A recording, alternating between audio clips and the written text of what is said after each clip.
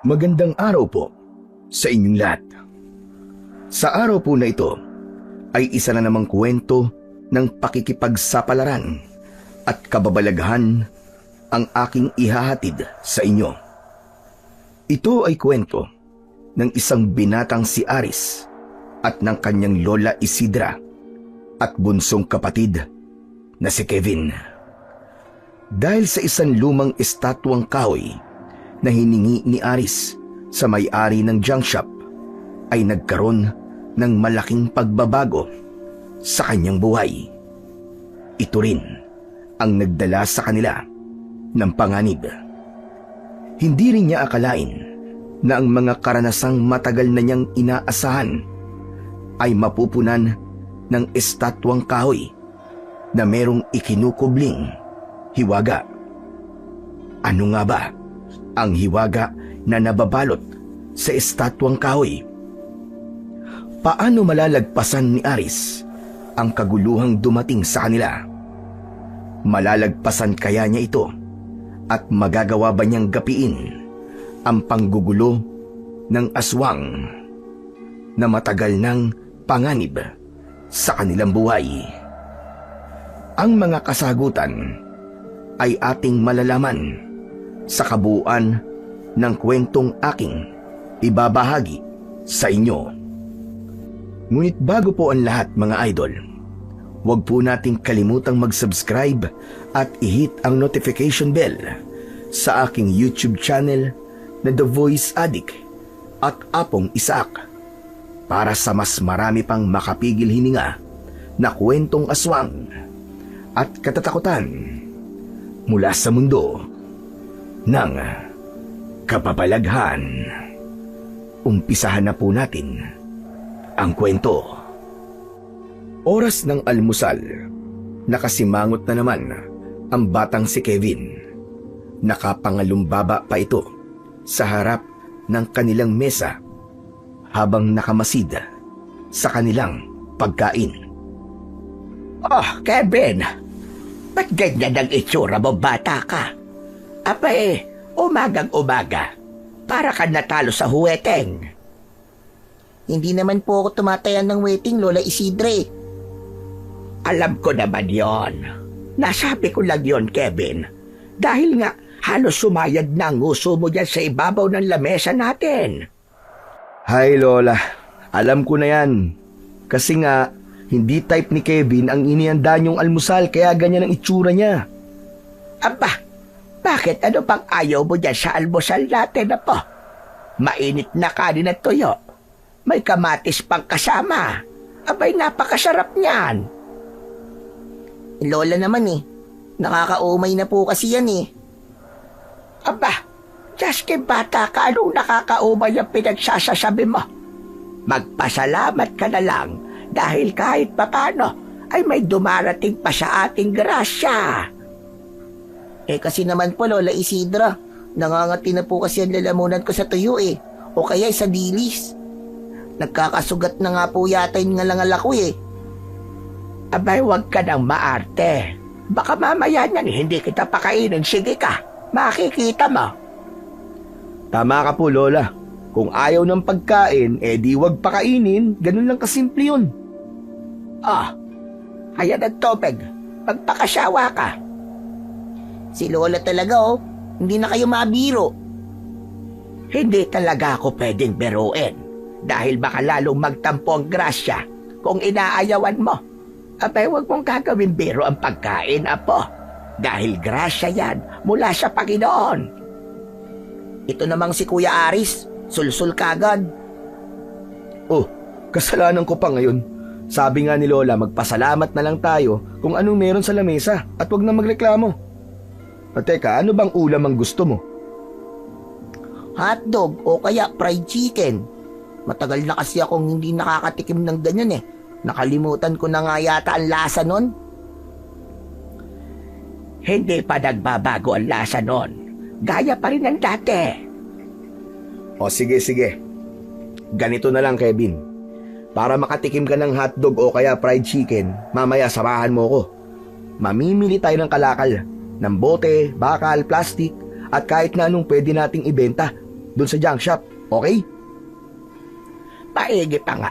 Samahan mo mamaya ang Kuya Aris mo, ha, Kevin? Para hindi nasasayang ang oras mo sa paglalaro. Talaga kuya, pag sinamahan kita, ibibili mo ako ng hotdog tsaka fried chicken. Oh, pambira. Bakit biglang parehas na? Di ba pwedeng isa-isa lang muna? Sige na kuya, minsan lang naman eh. Ngumiti na lamang ang binatang si Aris. Katunayan na pumayag siya sa pakiusap ng kanyang nakababatang kapatid na si Kevin. Ulila na sa mga magulang ang magkapatid na Aris at Kevin, kaya si Lola Isidra na ang nagpalaki sa dalawa. Dahil matanda na ang kanilang lola, ay silang magkapatid na ang gumagawa ng paraan at tuwirang may pananagutan sa kanilang pang-araw-araw na pangangailangan. Ang trabaho ni Kevin ay ang pangangalakal. Lahat ng maaaring mapulot at mabibili niyang scrap ay ipinapasa niya sa junk shop. Dahil sa pangakong patitikimin ng fried chicken at hotdog si Kevin, masaya itong kumain kahit sabi nga niya ay nagsasawa na siya o nauumay sa ulam na tuyo. Naubos pa rin niya ang kanin at ulam na inilagay ng lola niya sa kanyang plato. Pagkatapos kumain ay naghanda na ang magkapatid para sa kanilang pamimili ng kalakal. Siyempre, kasama na rin ang pamumulot sa kanilang mga dadaanan. Si Kevin ang namumulot ng mga nakikitang kalakal na maaaring maipagbili sa junk shop para matiyak na makakaipon siya ng pambili ng hotdog at fried chicken. Sakay ng padyak ang dalawa. Si Aris ang siyang nasa manibela. Inikot nila ang buong barangay ng araw na yun. Marami-rami din silang nabibiling kalakal. Ang iba ay ibinibigay na lang sa kanila at hindi na pinapabayaran. Kaya tuwang-tuwa si Kevin dahil alam niya ang magiging kapalit nun. Bago pa sila umuwi, ay tumuloy na sila sa isang junk shop na pagmamay-ari ng Chinong si Mang Tikoy. Hello po, Mr. Tikoy. Andito na po kami ng Kuya Aris ko. Ang dami po namin dalang kalakal ngayon.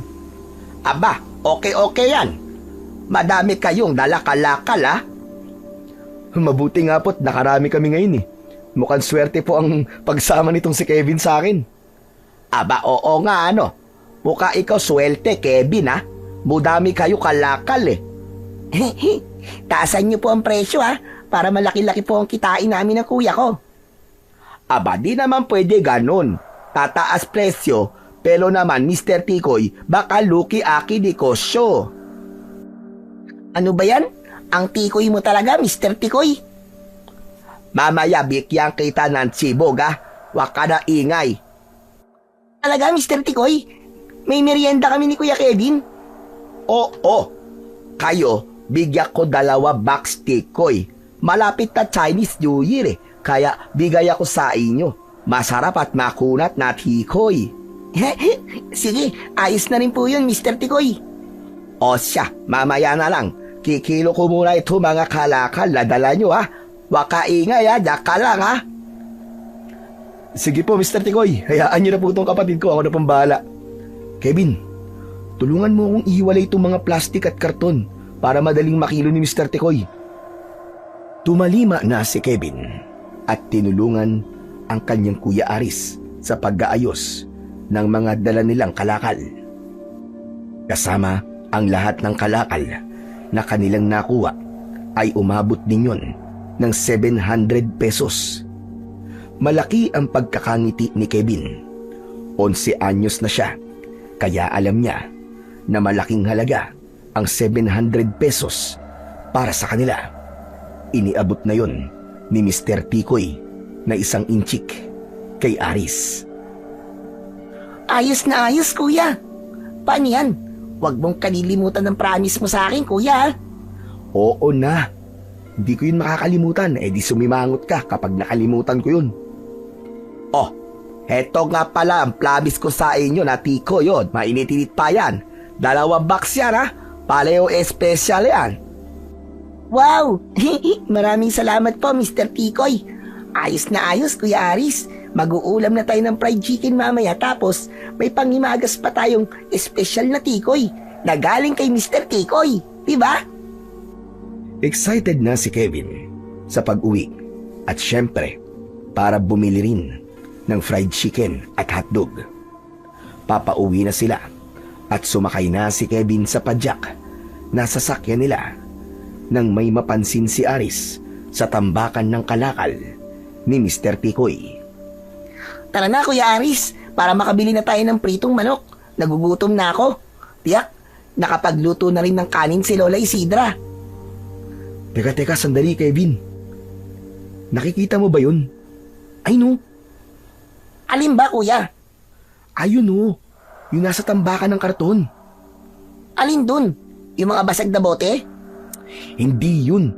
Ayun oh. Merong estatwa. Aba, babaeng estatwa na gawa sa kahoy? Parang ribulto. Oo, yun nga. Bakit? Anong meron dun? Ang pangit naman nun eh. Teka lang ha.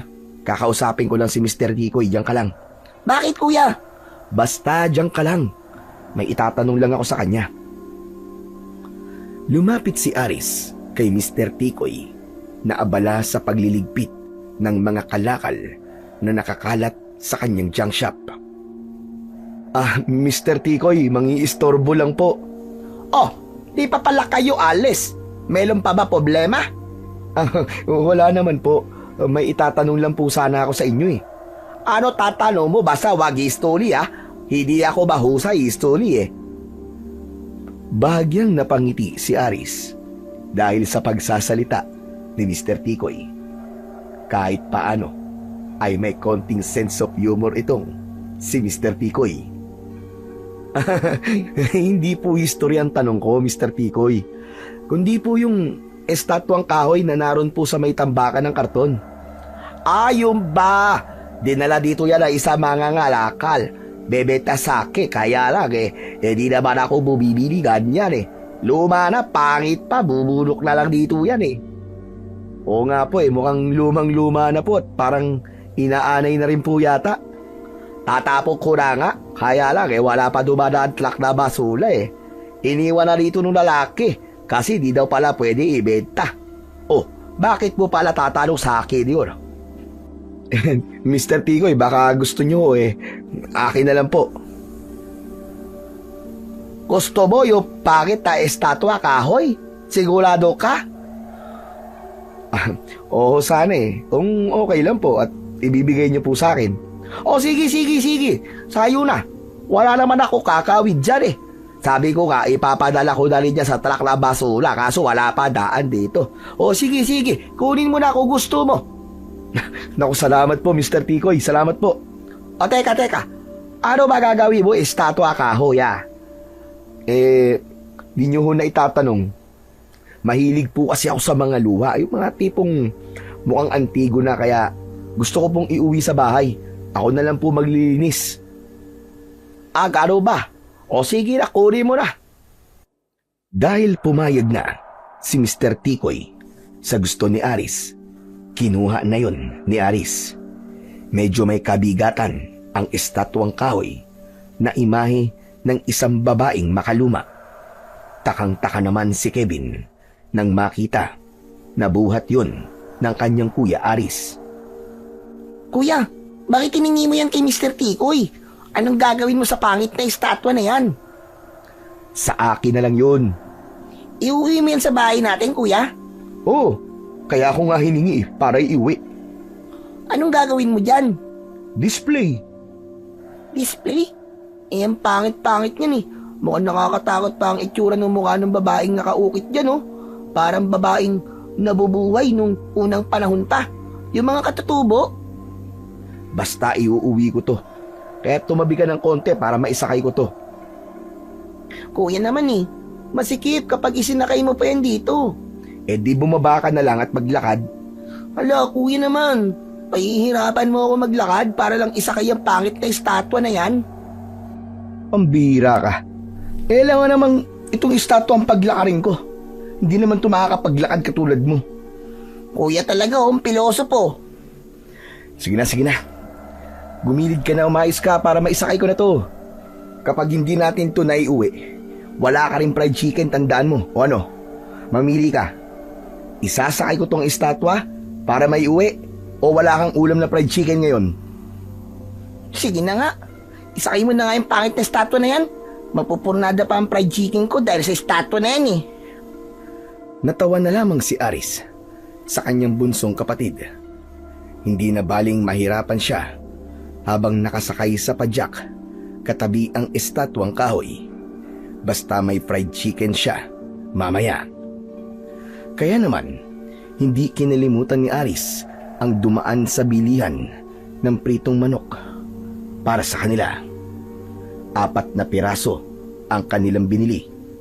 Tig-isa sila ng kanyang lola Isidra at syempre, 2 ang para kay Kevin. Sinobrahan talaga yun ni Aris para walang reklamo si Kevin. Abot tenga naman ang ngiti ng bata nang makita ang 4 na piraso ang binili ng kanyang kuya dahil alam niya na 2 ang sa kanya. Nang makarating sa bahay ay masayang masaya si Kevin. Excited na ang bata para lantakan ang pritong manok na binili nila. Hindi na muna nila ibinaba ang estatwang kahoy sa padyak, kundi naiwan yun sa labas ng bahay. Mabuti naman at dumating na kayo magkapatid. Oo nga po, napagod nga po kami, Loli. Talaga lang ha, ikaw pa tong napagod ha. Nakasakay ka lang naman sa padyak. Napagod kaya ako, kuya. Kasi ang hirap po ng pwesto ko kanina doon sa padyak dahil sa inuwi mong estatwang kahoy. Apa, sandali. Anong estatwa kahoy ba yon? Estatwa po ng isang babaeng pangit. Hiningi po ni Kuya Aris kay Mr. Tikoy. Iba rin kasi ang trip nitong si Kuya eh. Kakaiba talaga eh. Hoy Kevin, tumigil-tigil ka. Walang pakialamanan ng trip. Ikaw rin. Baka isang fried chicken lang ang mapunta sa'yo imbis sa 2. Ay, sige na kuya. Hindi na ako makikialam. Hay nako, kayong 2 talaga magkapatid para kayong aso at pusa. Lola, ito po ang binili kong ulam natin. Kanina pa atat na atat tong si Kevin na lantakan yan. O siya, sige na. Magugas na kayo ng mga kamay nyo at mag-ahain na ako para makapaghapunan na tayo. Alam kong gutom na kayong magkapatid. Super po, Lola. Gutom na po talaga ako. Super gutom na. Masayang kumain ng hapunan ang maglolola. Pasado 6:00 pa lang noon ng gabi, pero nakapaghapunan na sila. Ganon ang naging routine nila. Kaya mamaya lang ay maaari na rin silang magpahinga at matulog. Dumilim na ang paligid at dahil tapos na rin silang makapaghapunan, ay naalala ni Aris ang estatwang naiwan nila doon sa kanilang padyak. Kaya lumabas ito ng bahay upang puntahan ang estatwa. Ipapasok niya yon sa loob ng bahay. Kaya lamang napakunot ang noo at napakamot sa kanyang ulo si Aris sa kanyang nabungaran paglabas ng kanilang bahay. Nagtataka siya. Teka, ano nangyari rito sa estatwa? Bakit, Kuya Aris? Hala, bakit wala na dyan sa loob ng padyak? Bakit nasa lupa na? Paano nahulog? Baka naman pinakailaman mo kanina, Kevin ha? Kau talaga. Kuya, ba't ko naman pakikialaman yan? Ano bang paki ko dyan? Nang iwan natin to kanina, nakasakay pa sa padyak, di ba? Tapos wala naman tayong narinig na bumagsak. Paano napunta to sa lupa?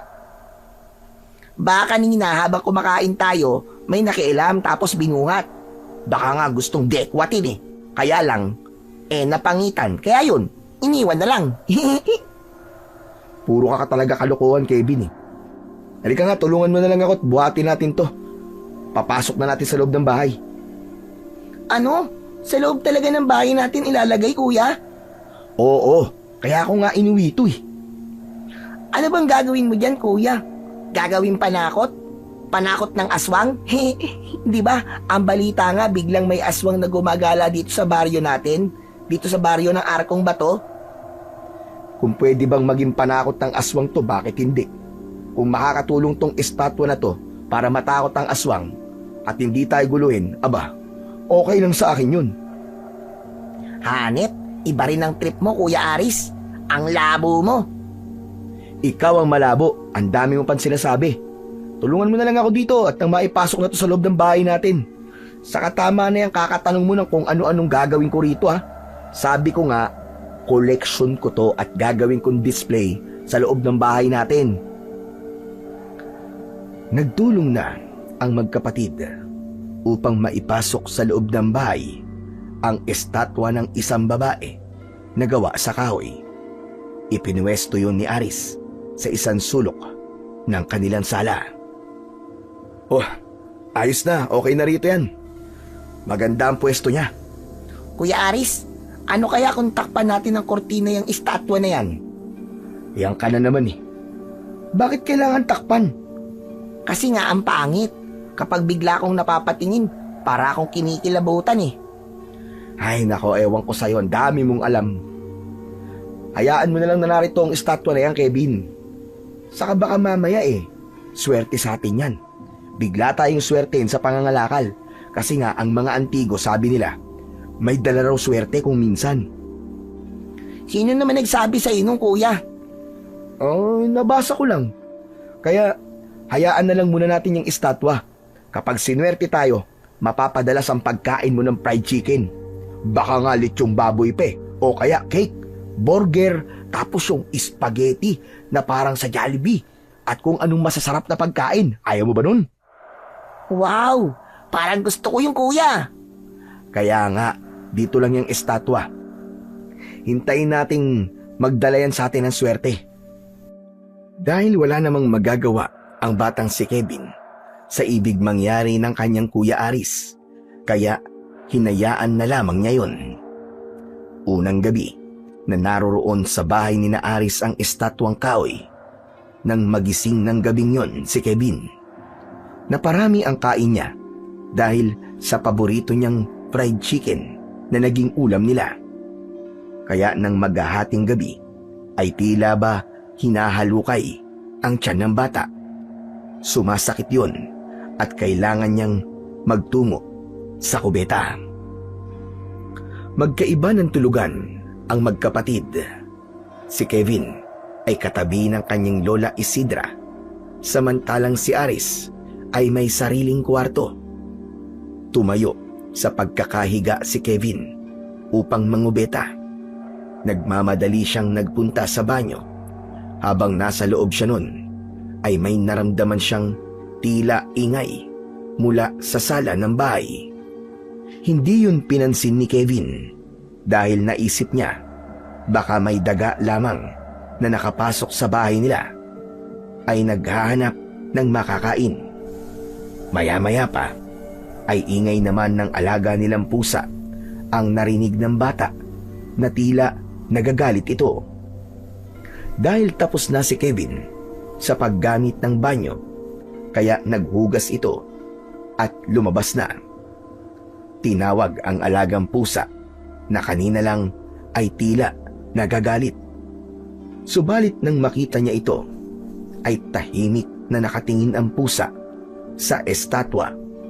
Inaamoy-amoy ito at tila kinakalabit gamit ang kuko. Munying!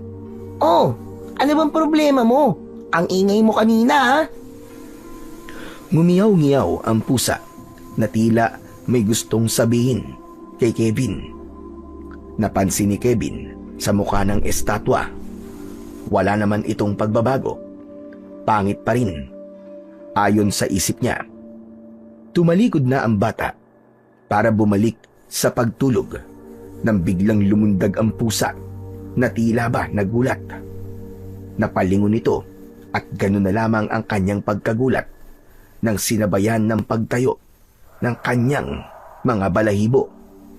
Napasigaw siya at tumakbong patungo sa kanyang Lola Isidra. Nasa muka ni Kevin ang matinding takot. Nagising naman si Lola Isidra na nagtataka dahil sa itsura ng kanyang apo.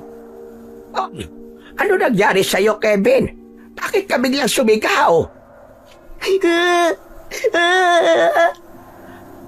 Ano yon? Bakit hindi ka magsalita na maayos? Puro ka nalang ganyan. Ano ba nangyayari sa'yo? Nalunok mo ba ang dila mo? Abay, teka nga. Dinagukan ni Lola Isidra ang apo para makapagsalita ito. Aray ko naman, Lola. Ang sakit naman po ng batok niyo sa akin. Para ka kasing tungaw Puro ka Abay, ano pa yon? Saka parang takot na takot ka kanina. Ano ba nangyari? May multo po. May halimaw. Anong multong sinasabi mo? Anong halimaw? Doon po. Doon. Saan doon? Sa sala ba? Opo, Lola Isidra. Yung estatwa po. Nakita ko kanina nakatingin sa akin ng masama. Para akong sasagpangin. Anong sasagpangin ang sinasabi mo? Sinong sasagpang sa'yo? Ay, naka. Nananaginip ka lang yata ng sasagpangin ka ng fried chicken. Ape, kasibaan mo kasi. Kaya kung ano-ano napapanaginipan mo. Ayan. Lola naman akala yata nagjo-joke ako. Hindi po ako nagjo-joke. Talagang nakita ko pong pinandidilatan po ako ng mata ng estatwa na dala ni Kuya Aris. Ay nako, ikaw talaga, Kevin, oo. Gumagawa ka ng kwento Nagising na pala ang kanyang Kuya Aris dahil narinig nito ang pag-uusap ng maglola. Kuya Aris, hindi po ako gumagawa ng kwento. Totoo po sinasabi ko. Kitang-kita po ng dalawang mata ko. Nakakatakot nga po ang estatwa mo Gumagalaw po ang mga mata. Paanong gagalaw ang mata nun? Estatwang kahoy lang yun. Wala yung buhay. Pero Kuya Aris, maniwala ka. Kitang-kita ko talaga gumalaw talaga yung mga mata. Halika. Puntahan natin para mapatunayan ko sa'yo na walang buhay yun. Saka lalong di gumagalaw ang mga mata nun. Ayoko, Kuya. Ikaw na lang. Mamaya kung anong gawin sa akin nun Kuya, alisin mo na yung estatwang yan bukas dito sa bahay natin, ha? Anak ng pitong kagaw, oo. Umiral lang yung imahinasyon mo. Kaya kung ano-ano nakikita mo. Guni-guni mo lang yun. Ikaw talaga, Kevin, oo. Kuya, kitang-kita ko nga. Maniwala ka sa akin. Saka ako maniniwala sa'yo kapag ako na mismo ang siyang nakakita doon sa sinasabi mong gumagalaw yung mata ng estatwa ko. Ay, nako. Walang patutunguhan nito. Matulog na nga ulit tayo. Mapupuyat tayo pare-pareho sa ginagawa nyo Lola, dito ka lang, huwag mo akong iiwan. Natatakot ako sa estatwa ni Kuya Aris O sige na, matulog ka na. At babantayan kita, apo. Ay nako, matutulog na rin ako, Lola. Ito talagang si Kevin, oo. Istorbo sa pagtulog kahit kailan. Ares, bukas nga alisin mo na lang yung estatwa dyan. O kaya balik mo na lang kay Mr. Kikoy. Baka mamaya may kung anong kamalasang dalayan dito sa bahay natin. Anak nang, pati ba naman kayo, Lola, nagpapaniwala dyan kay Kevin? Guni-guni lang niya yun, Lola. Kasi nga napapangitan siya sa estatwang yan sa una pa lang. Pero para sa akin, ramdam ko po na may dalang swerte ang estatwang yan sa bahay natin. Alam ni Lola Isidra na hindi niya maipipilit ang gusto niya. Saka baka nga namamalikmata lamang si Kevin. Kaya kung ano-ano ang nakikita ng batang makulit. Lumipas ang magdamag na yon na wala ng iba pang kakatuwang bagay na nangyari. Kinabukasan, halos ayaw tumingin ni Kevin sa estatwang kahoy. Napapangiti naman si Aris sa ikinikilos ng kanyang kapatid. Oh, tignan mo nga. 'Di ba? Wala namang pagbabago, Kevin. Nariyan pa rin yung estatwa sa isang sulok. Tapos sasabihin mo nakita mong pinandidilatan ka ng mata. Pambihira ka talaga, oo. Basta kuya, hindi ako maaaring magkamali sa nakita ko kagabi. Gumalaw talaga ang mata niya. Tinitigan talaga niya ako ng masama. Hindi na nakipagtalo pa si Aris sa nakababatang kapatid. Pagkatapos nilang mag-umagahan, gaya ng dating ginagawa ng binata, ay naghanda na uli siya para sa pamimili niya ng kalakal. Hindi na muna niya isinama ang kanyang nakababatang kapatid na si Kevin dahil kailangan ng makakasama ng kanilang lola para tulungan sa ibang gawain. Sa pamimili ni Aris ng mga kalakal sa maghapong yon, ay totoong nagtaka siya dahil may mga napupulot siyang kalakal sa kanyang dinaraanan. May nagbenta rin sa kanya ng tanso na bagsak presyo, kaya alam niya na malaki ang kikitain niya kapag ibinenta niya yon kay Mr. Tikoy. Hindi makapaniwala si Aris sa swerteng dumating sa kanya ng maghapong yon. Unang pagkakataon na umabot sa 2,000 piso ang kinita niya sa pangangalakal. Kaya naman, masarap uli ang naiuwi niyang ulam para sa kanila. Sinamahan pa yon ng iba pa nilang gamit sa bahay at cake na paborito ni Kevin. Wow, astig! Kuya, tumama ka ba sa wedding? Ano bang wedding sinasabi mo? Hindi naman ako tumataya doon. Kuya, ang dami mo kasing dalang pagkain Tapos may kasama pang grocery. Di ba? Sabi ko naman sa'yo, swerte sa akin yung estatwe. O ayan, kita mo sinwerte ako. Kumita ako ng malaki-laki kanina. We, di nga. Ano ka ba? O ayan na nga ang ebidensya Marami akong dalang pagkain, may grocery pa. Kung kakarampot lang ang kinita ko, sige nga, makakabili ba ako ng mga ganyan? Aba, malay ko. Baka ano ka kanina, kuya, yung nagpukpok. Si Raulo, ano nagpokpok sinasabi mo? Pero totoo ba, Kuya Kevin? Kumita ka ng malaki sa pangangalakal mo? Ayaw mo talagang maniwala? Heto pa yung perang natira sa akin Pwede kitang ibili ng bago mong brief kung gusto mo. Talaga, kuya? Ibibili mo ako ng bagong brief? Dapat ikaw din. Bumili ka na ng bagong brief kasi yung mga brief natin, bukod sa may butas na, parang bacon na yung garter. Kaya nga bibili tayo Tapos si Lola, ibibili natin ng pang-makeup niya. Diyos me, bakit na madadamay ako sa kalokohan nyo na yan? Sabi po kasi ni Kuya Aris, ibibili niya raw po kayo ng pang-makeup nyo. Grabe naman to mga batang ito. Abay, wag na. Baka babayadan meron pang magkagusto sa akin na tall, dark, and handsome. Di mawawalan kayo ng lola pag nagkataon. Nagkatawanan na lamang sila.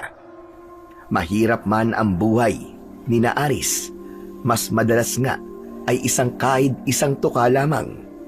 Pero hindi mo may aalis sa kanila ang pagiging masaya sa konting bagay na natatamasa nila. Kung sa panlabas na itsura ay hindi naman pahuhuli sa gandang lalaki si Aris, yun nga lang, wala pa rin siyang girlfriend. Wala rin kasi siyang nililigawan. Mas inuuna niya ang makatulong sa kanyang lola Isidra, ang magtrabaho para makaraos sila sa araw-araw. Siyempre, may mga humahanga din kay Aris. May mga kababaihan ding sumusulyap sa kanya paminsan-minsan at nagpaparamdam. At meron ding feeling babae na talaga namang crush na crush ang binata.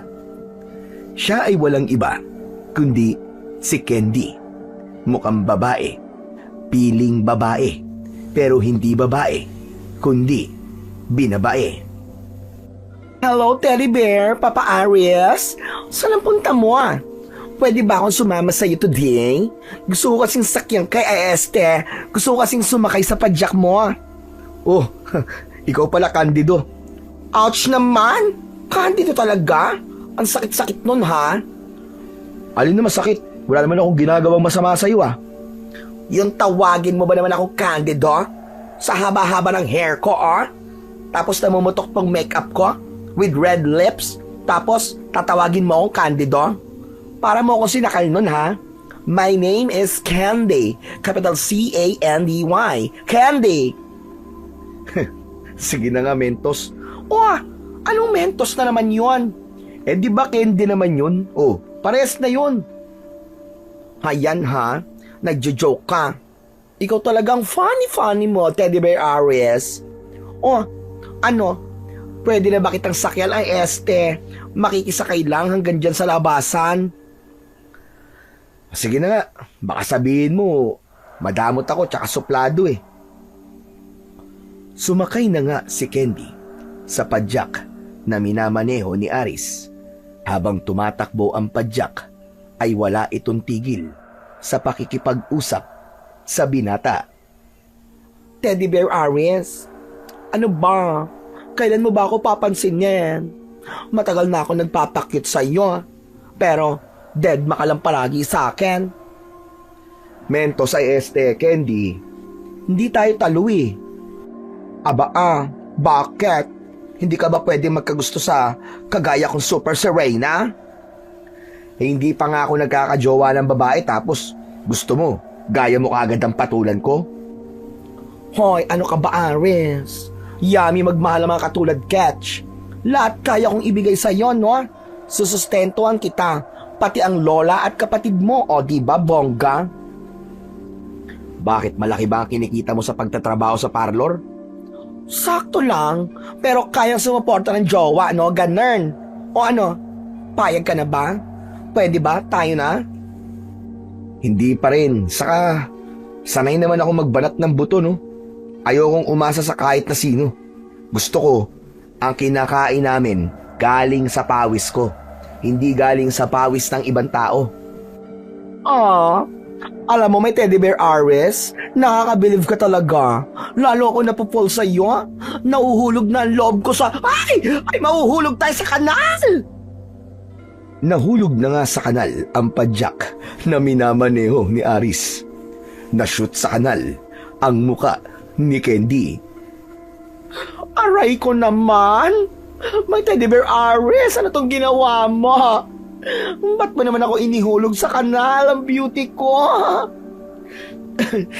Pasensya ka na, Candy. Pero yung asong gala kasi biglang humarang sa daraanan natin eh. Pagkabig ko naman ni Bella kanal na pala yun. Nagtuloy-tuloy tayo. Aray ko, aray. Nasira yata ang beauty ko. Pati balakang kaya, aray ko. Parang napilayan yata, hindi na ako makatayo. Ano ka mo? Hindi ka na makatayo? Oo, Aris. Hindi yata ako makakalakad. O sige, bubuhatin na lang kita para isakay uli sa padyak ko. Iatid na muna kita sa inyo. Sorry talaga, Candy Binuhat ni Aris si Candy. Gustong-gusto naman ni Candy ang pagbuhat ni Aris sa kanya. Kahit nananakit ang balakang, ay kilig na kilig pa rin ito. Pwede ba? Huwag mo na akong ibaba, Teddy Bear my loves. Ang sarap kasi sa kandungan mo. Ay, uwi mo na kaya ako. Feeling ko bagong kasal tayo Ay nako, nakuha mo pa talagang lumandi Baka gusto mo ibagsak kita. Ito naman, nagjo-joke lang naman yung tao Di ka na mabiro. O sige na, ihatid mo na ako sa amin. Aray ko. Aray. Kailangan kong ipahilot tong balakang ko. Ang sakit-sakit talaga. Nang maihatid na ni Aris si Candy sa bahay nito, ay umuwi na rin ang binata. Inabutan niya sa bahay si Lola Isidra na tila may pinapagalitan sa loob ng bahay. Inisip niya na si Kevin yun at may ginawa na namang kalokohan. Pero nang pumasok siya ng bahay, ay nakaharap ito sa estatwang kahoy. Walang hiya ka. Ikaw siguro yun ano. Muntik na ako mapilayan dahil sa ginawa mo. Baka gusto mo kahuyin kita at ipanggatong. Nagtataka si Aris kung bakit nagagalit ang kanyang lola sa estatwang kahoy. Lah, sino pong inaaway nyo? Mula sa labas po dinig na dinig ko ang pag-iingay nyo Sino pa ba? Kundi ang babaeng yan. Yang dinala mo ritong estatwa. Walang hiya yan. Aba bakit po? May ginawa ba siya sa inyo? Abay akalain mong itulak ba naman ako? At napasubsob ako sa semento. Hayan, tingnan mo. Tumama ang baba ko, buti na lang. At hindi ako natanggalan ng ngipin. Lola naman, walang buhay po ang estatwa na yan tapos paparatangan yung itinulak kayo. Para na rin po kayong si Kevin Wala akong ibang kasama dito sa bahay. Nang maparaan ako sa tapat ng estatwa na yan, ramdam na ramdam ko na may dumikit sa likod ko. Tapos itinulak ako. Tapos yung estatwa po yun. Abay, walang duda. Siya nga talaga yon. Sino pa ba? Ay nako, pati po kayo nahawa na yata kay Kevin. Apo, may sa demonyo yata ang estatwa na yan. Kaya kung pwede, alisin mo na yan dito. Itapon mo na o kaya ipanggatong na lang natin. Lola naman, dahil nga po sa estatwa na to, siniswerte po ako sa pangangalakal ko. Laging malaki po ang inuuwi kong pera. Kaya may sapat po akong pambili ng pagkain natin. Pero, mapapahamak naman kami ng kapatid mo dahil dyan sa pwisis na estatwang yan. Hindi naman po natin tiyak kung ito nga po talagang may kagagawan sa inyo. Sa katignan nyo naman wala siyang buhay. Isang matigas na kahoy lamang itong estatwa na to, Lola. Pero pakiramdam ko talaga, Apo. May misteryo sa estatwa na yan. Ako ang natatakot para sa ating kaligtasan. Alam ni Kevin na hindi naman gagawa ng kwento na kung ano ang kanyang Lola Isidra. Pero hindi pa rin niya kayang paniwalaan na ang estatwa ang may kagagawan ng pagkakasubsob ng kanyang lola. Paanong itutulak ng isang estatwa ang kanyang Lola Isidra? Kaya upang masagot ang tanong sa isipan ni Aris, ng gabing yon ay hindi siya natulog sa kanyang kwarto, kundi sa sala ito naglatag upang abangan kung may magiging pagbabago nga ba sa nasabing estatwa. Pinilit niyang hindi makatulog, subalit nang mag-uumaga na ay nakaramdam siya ng antok, kaya nakatulog din siya. Maaga siyang nagising. Kinabukasan, una niyang tinignan ang muka ng estatwang babae pagkagising niya. Wala namang pagbabago, kaya lamang gano'n na lang ang kanyang pagkasindak nang makita niya ang kanilang alagang pusa na nasa isang sulok ng bahay at wala na itong buhay. May butas ang gawing leeg ng pusa at said ang dugo nito. Naku po, Diyos ko! Patay na si Munying! At parang sinipsip ang dugo niya! Diyos ko! Ngayon lang to nangyari Muli ay napatingin siya sa estatwang kahoy. Kaya lang, wala naman siyang napansin na anumang bakas o kahit dugo sa estatwa, kung ito nga ba ang may kagagawan sa sinapit ng alaga nilang pusa na si Munying. Hindi na niya ipinaalam pa ang bagay na yon sa kanyang Lola Isidra, lalo na sa kapatid na si Kevin. Isinilid na lamang niya ang alagang pusa sa isang sako at siya na ang bahalang maglibing nito. Palalabasin na lamang niyang naglayas ang pusa at hindi na ito nakabalik. Ayaw niya nang bigyan pa ng alalahanin ang lola niya at ang kapatid. Pero nagkaroon na siya ng pagdududa sa estatwa at sa mga naging karanasan ng lola niya at kapatid na si Kevin. Kaya lang, bagamat may pagdududa sa isip si Aris kung totoo ba o hindi ang mga sinasabi ng kanyang lola at kapatid. Tila may pumipigil sa kanya para idispatcha ang estatwang kahoy ng babae. Bagay na hindi niya maintindihan. Kapag nag-iisa siya sa bahay, ay napapatitig siya rito. Meron siyang kakaibang pakiramdam na nagpapagaan sa kanya. Habang tinititigan niya ang estatwa, ay tila ba iba ang nakikita niya rito. Ang pangit at sirang mukha ng babaeng estatwa ay napapalitan ng kaakit-akit na itsura. Alam niyang sa imahinasyon lamang niya yun.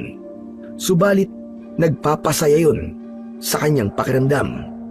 Hanggang minsan sa kanyang pagtulog ay nagkaroon siya ng isang panaginip. Sa panaginip ni Aris ay nasa ilang na lugar siya. Hindi niya maintindihan kung bakit napadpad siya sa lugar na yon. Sa kanyang pag-iisa ay tila may narinig siyang isang sitsit. Merong tumatawag sa kanya. Lumingon at nagpalinga-linga sa paligid si Aris. Kaya lamang wala pa rin siyang nakita. Hanggang nagulat na lamang siya nang mula sa isang kubling lugar ay lumitaw ang nakakatakot na nilalang. Isang uri ito ng aswang na ibig siyang atakihin. Pero nakahanda si Aris at kinuha niya ang balaraw na nasa kanyang bewang upang gamiting sandata laban sa aswang na nasa harapan niya. Sumugod ang aswang, subalit nagawa itong iwasan ni Aris. Hindi siya nadakma nito nang tangkain ng aswang na hawakan siya sa balikat. Kasunod ng pag-iwas ni Aris ay agad naman niyang inundayan ng saksak ang aswang. Subalit bigla itong tumakbo papalayo. Sinundan ito ni Aris. Hinabol niya ang aswang sa malawak na kakahuyan. Nagpaikot-ikot ito sa mga puno, subalit nakasunod pa rin ang binata. Hanggang masalabid ang kanyang paa, dahilan para siya ay mabuwal. Nasaktan si Aris dahil sa pagkakabagsak. Kaya lamang nang sundan niya ng tingin ang aswang, wala na ito sa paningin niya. Hindi niya alam kung saan nagpunta o kung saan nagkubli. Pinilit ni Aris na tumayo mula sa pagkakadapa. Hinanap pa rin niya ang aswang na kanina lamang ay kanyang sinusundan. Tinignan niya sa mga matataas at malalaking puno na naroroon. Subalit wala na talaga ang naturang aswang. Kaya naman, tumalikod na lamang si Aris para umalis sa lugar na kinaroroonan niya. Kaya lang, sa pagpaling niya, ay ganun na lamang ang kanyang gulat nang may kasama na siya. Dahil isang napakagandang babae ang nakita niya at nakangiti sa kanyang harapan. Hindi malaman ni Aris kung anong sasabihin sa babaeng kaharap, lalo na nang ngitian siya ng babaeng yun. May mahabang buhok, magandang hubog ng katawan, na tila katulad ng Disney karakter na si Pocahontas. Morena ang kulay at ang suot sa katawan ay tila galing sa isang uri ng tribo. Hinawakan ng babae ang kamay ni Aris. Malaki ang pagkakangiti ng binata, lalo na nang maramdaman niya na kay lambot ng palad nito.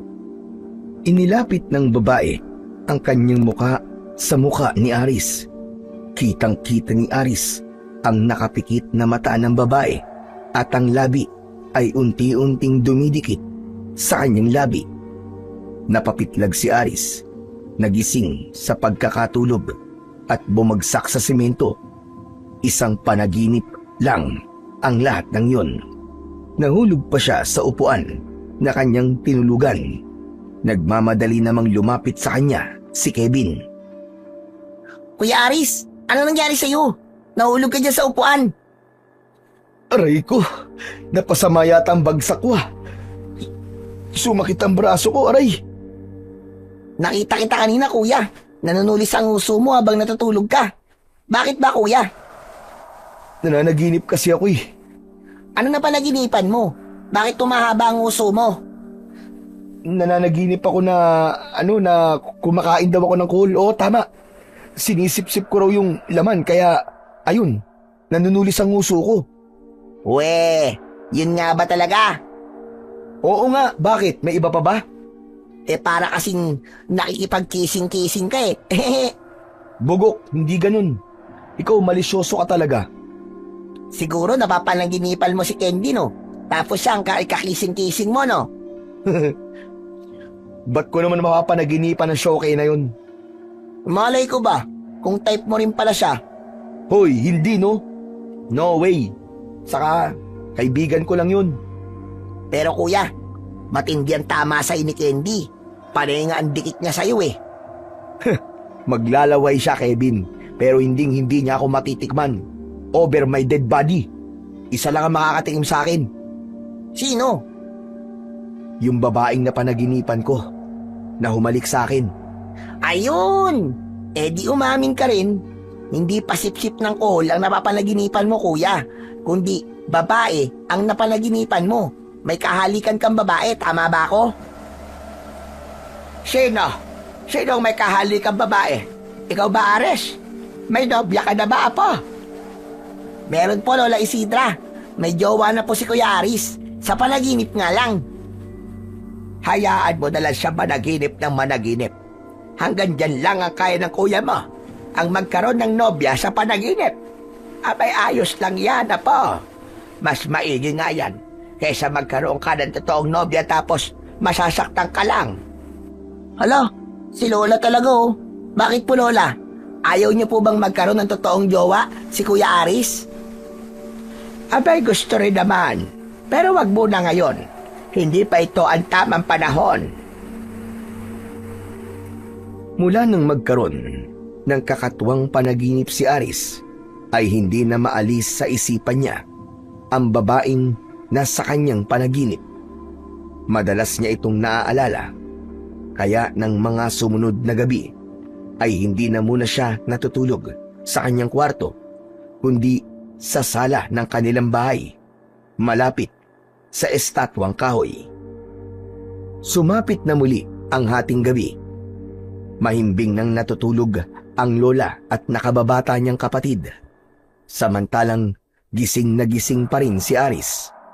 Ayaw siyang dalawin ng antok, kundi lumiligalig sa kanya ang tungkol sa babaeng nakita niya sa kanyang panaginip. May tumilaok na manok ng gabing yon na sinundan pa ng pag-alulong ng ilang aso. Paulit-ulit ang alulong na yon. Ayon sa paniniwala, ay may lilitaw na kung anong nilalang kapag nakarinig ng alulong ng aso. Bumangon si Aris sa kanyang pagkakahiga sa upuan. Tumayo at sumilip sa bintana sa labas ng kanilang bahay. Nang babalik na sa upuan na kanyang hinihigaan, halos matumba siya dahil sa bigla niyang pag-urong. Dahil kitang-kita niya ang pagbabago ng estatwang kahoy na naroon sa kanilang sala. Nagkaroon ng buhay ang estatwa na ngayon ay isang napakagandang babae. Kinilabutan si Aris at hindi makapaniwala sa kanyang nakikita dahil ang babaeng estatwa na gawa sa kahoy ay naging ganap na tao. Nanlalaki ang mga mata ni Aris at hindi siya makapaniwala na ang babaeng kaharap niya ngayon ay ang mismong estatwa ng babae na naroon sa kanyang panaginip. Nawala ang takot ni Aris, kundi napalitan yon ng kasiyahan. Teka, ikaw yun ah. Ikaw yung nakita ko. Nagkita na tayo? Oo, sa panaginip ko. Pero ngayon lang kita nakita. Ako nga pala si Mainhin. Ako naman si Aris. Hindi ako makapaniwala na makikita kita na totoong-totoo. Masaya ako na ikaw ang nag-iingat sa akin, Aris. Utang ko sa'yo ang buhay ko. Teka, paano ka nga pala naging isang estatwa? Mahabang kwento, Aris. Pero kagagawan niyo ng isang diwata. Isinumpa niya ako. Kaya ako naging isang estatwang kahoy. Pero ngayon ay nabuhay ka na mula sa pagiging estatwa, Mainin. Natapos na ang mahabang panahon ng bisa ng kanyang sumpa. Kaya bumabalik na ako sa pagiging tao. Yun nga lang, tuwing sasapit ang 12:00 ng hating gabi at bago sumikat ang araw, ay babalik na ako sa pagiging estatwang kahoy. Kung ganun pala, hindi ka mananatili sa kalagayan mong yan, kundi babalik ka pa rin sa pagiging estatwa. Oo, kaya bukas, makikita muli ako bilang isang pangit na estatwang kahoy. Kailangan ko munang umalis. Ha? Aalis ka? Saan ka naman pupunta? Kailangan mo pa bang malaman? Oo, dahil nandito ka sa bahay ko eh. Dapat alam ko kung saan ka pupunta. Saka ko nasasabihin sa'yo. Pero hindi ako magtatagal. Bago magbukang liwayway, ay babalik ako dito para makasama mo. Hinawakan ni Mainin ang kamay ng binatang si Aris. Halos hindi gumagalaw ang binata. Bago pa tuluyang umalis si Mainin, ay hinagkan nito sa labi si Aris. Lalong hindi makagalaw si Aris.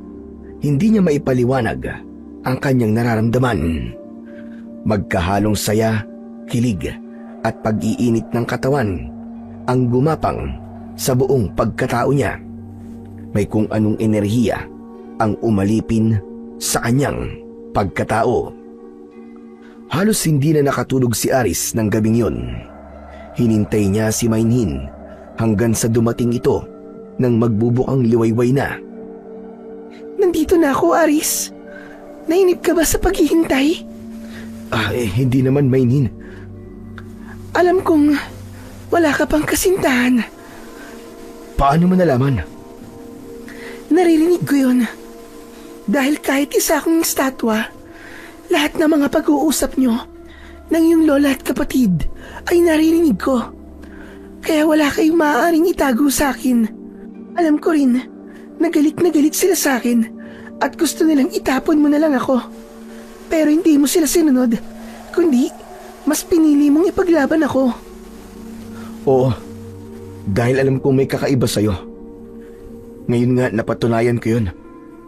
Kaya nga nagpapasalamat ako sa iyo, Aris. At gusto kong suklian ang kabaitan mong yon. Minsan pa, hinawakan ni Mainin ang kamay ng binata. Agad namang may kakaibang naramdaman si Aris. Lalo na nang idikit ng babae ang katawan nito sa katawan niya. Lalong nakaramdam ng kakaibang init ang binata. Hanggang sa marang humakbang si Mainin patungo sa kwarto ni Aris. Nakasunod lang sa kanya ang binata. Nang makapasok na sila sa kwarto, ay isinara na yon ni Mainin. Wari naghihintay naman si Aris sa mga susunod na mangyayari. Tila dinadarang na sa init ang pakiramdam ni Aris ng mga sandaling yon. Hanggang sa ang inaasam ng binata ay siyang nangyari ng gabing yun. Walang pagsidlan ng kasiyahan si Aris. Unang pagkakataon yun sa kanya. Unang karanasan sa isang babaeng noon lang din niya nakita at nakilala na nagparanas sa kanya ng kakaibang kaligayahan. Kinabukasan, sunod-sunod na katok sa pinto ang narinig ni Aris. Maliwanag na ang buong paligid. Bigla siyang napabangon dahil sa lakas ng pagkatok ni Kevin na may kasamang tawag. Kuya! Kuya gising! Kuya Aris! Gumising ka na dyan, dali! Kuya! Agad namang binuksan ni Aris ang pinto. Naghikab pa siya na tila Kulang pa sa kanyang tulog. Oh, bakit? Kung makakatok ka naman para bang gusto mo nang sirain ang pinto ko eh. Ano bang problema mo? Wala akong problema, kuya. Baka ikaw ang may malaking problema. Ako? Bakit naman ako magkakaroon ng problema? Pambira ka. Kasi nga, nawawala dun sa sala yung alaga mo. Si Munying, di ba hindi na nga siya umuwi? Hindi si Munying, kundi yung estatwa mong pangit. Nawawala, kuya. Hindi yun nawawala. Nahagip ng mga mata ni Kevin ang estatwa na naroon sa loob ng kwarto ng kanyang kuya. Oh, nandito pala sa kwarto mong estatwa eh. Dinala mo rito, kuya? Oo. Naisipan kong ipasok dito kasi nga sabi mo nakakatakot ang itsura, di ba? Saka si Lola ayaw rin na nakikita kaya pinasok ko na lang dito sa kwarto ko. Bakit kasi di mo pa itapon yan eh? Pampasikip lang yan dito eh. Okay lang. Ako naman ang masisikipan, hindi naman ikaw eh. Sige na, bumalik ka na kay Lola. Ililigpit ko lang tong pinagtulugan ko, lalabas na rin ako. Umalis na si Kevin at isinara na ni Aris ang pinto ng kanyang kwarto.